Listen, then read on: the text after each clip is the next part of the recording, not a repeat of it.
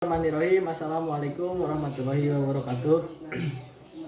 Langkung tipayun urang panjatkeun puji sareng narang syukur kehadirat Ilahi Robbi kalayan hidayah sareng inayahna urang tiasa kempel di ieu tempat. Sholawat serta salam mugia ngocor ngalontor kajunjunan urang sadayana Kanjeng Nabi Muhammad SAW.